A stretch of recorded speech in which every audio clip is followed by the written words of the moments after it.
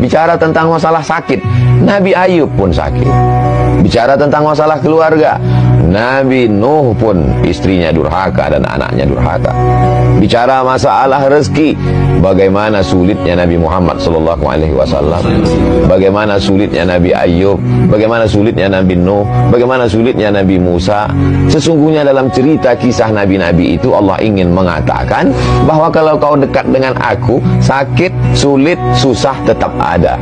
Jadi makna sesungguhnya hidup adalah wa ma khalaqatul jinna wal insa illa liya'budun. Ibadah. Ketika sakit, sakit itu pun ibadah.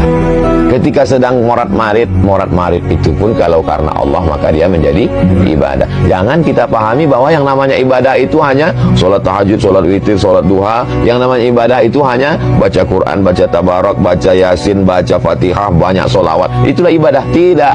Orang yang sakit pun ibadah. Bahkan ibadah yang paling tinggi bukan baca Quran, bukan jihad fisabilillah, bukan sholawat, bukan zikir. Ibadah yang paling tinggi adalah ridha menerima takdir Allah Subhanahu wa ta'ala. Ibadah yang tidak mengeluarkan suara, tidak mengeluarkan energi, tidak mengeluarkan keringat, tidak mengeluarkan darah. Ibadah yang dalam keadaan diam, ridha menerima takdir ketetapan Allah Subhanahu wa ta'ala. Kalau dipahami seperti ini, maka insya Allah kita tidak akan menyalah-nyalahkan Allah. Ketika rezeki kita diuji agak macet sedikit saja, kita tidak menyalahkan, inilah gagal taubat. Coba kalau nggak taubat kemarin.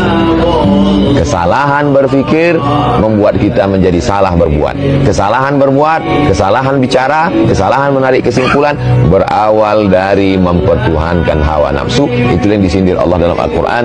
Ittakhadha ilahahu hawa. Ittakhadha menjadikan ilahahu Tuhannya, hawahu hawa nafsunya dijadikan sebagai Tuhan. Faksusil qasasa, ceritakan tentang kisah-kisah itu. Kisah siapa? Kisah nabi-nabi itu. Supaya apa? La'allahum yatafakkarun, supaya berpikir, oh ternyata aku sekarang sedang sakit, Nabi pun ternyata juga sakit.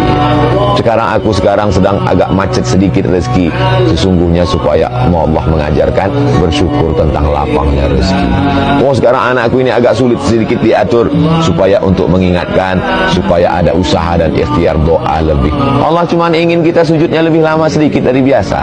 Kalau rezeki kita lancar, sujudnya mungkin tasbihnya 3 kali, 1 nafas, subhanarabbil a'la wa bihamdihi, subhanarabbil a'la wa bihamdihi, subhanarabbil a'la. Dia buat kita agak sakit batuk sedikit, agak demam sedikit, agak sakit kepala sedikit. Bukan berarti kita lantas curiga ini Omikron sudah sampai. Hanya saja sekedar supaya tasbih kita lebih banyak daripada biasanya, hati kita lebih khusyuk daripada biasanya, munajat kita lebih, bangun kita lebih awal daripada biasanya, duduk kita di masjid mungkin lebih lama daripada biasanya. Karena ceramah kadang tidak membentuk, tidak merubah ibadah, tapi ada sesuatu yang bisa merubah ibadah. Itulah tujuan Allah. Tapi puncak dari segalanya adalah supaya kita menjadi hamba Allah, bukan hamba yang lain.